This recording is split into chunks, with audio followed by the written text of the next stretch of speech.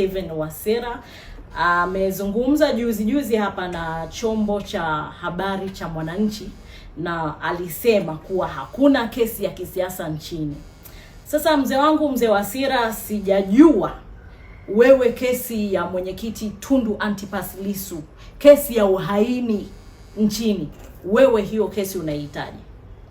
Unahitaji kesi ya mtu ambaye amekaa gerezani siku 319 mpaka leo, tangu tarehe 9 Aprili mwaka uliopita 2025 mpaka leo ni siku 319 mtu anakaa gerezani kwa kesi ya mchongo, kesi ya kubambikiziwa, kesi ya uongo, kesi ambayo ni kesi ya mwenyekiti wa CCM dhidi ya mwenyekiti wa Chadema, ili huyu mwenyekiti wa CCM apate haueni wa kugombea kiti cha urais mwaka 2025.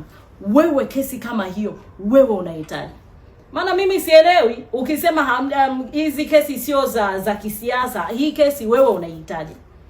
Mwenyekiti anakaa gerezani sio kwa kupenda, anapotezewa muda.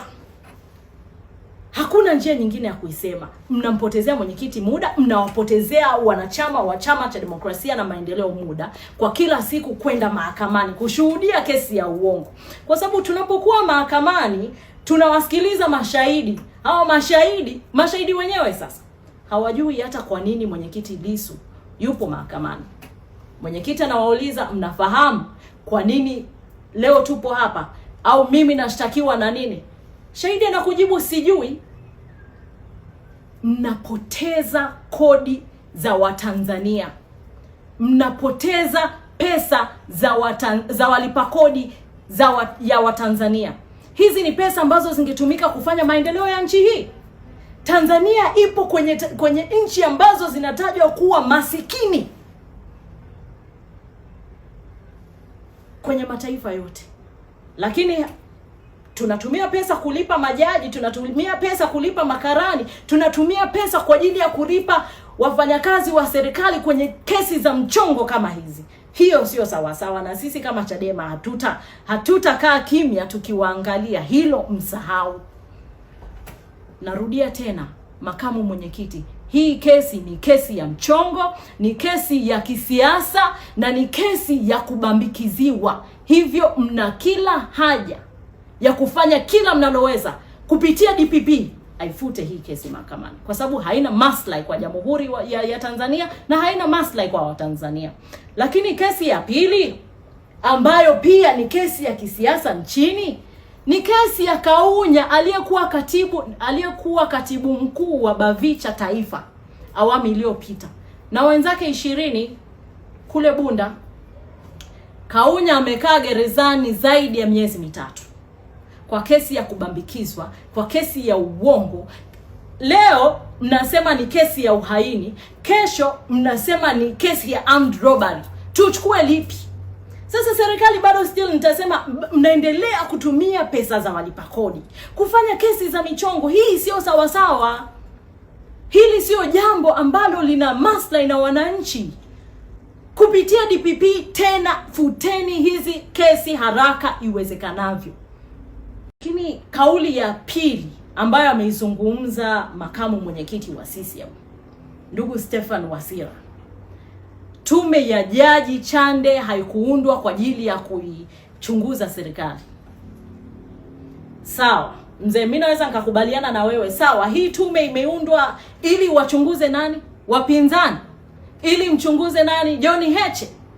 John Heche alikuwa wapi kipindi cha tarehe 29 Oktoba?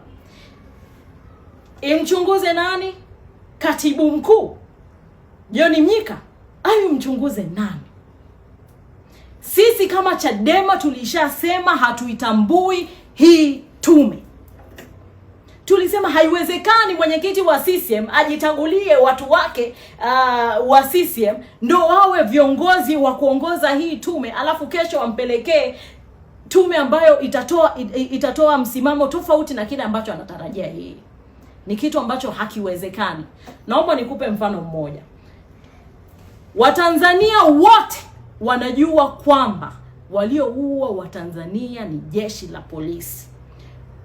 Sio kwa kuambiwa, walishuhudia jeshi la polisi likitumia mitutu ya bunduki na ikaua Watanzania.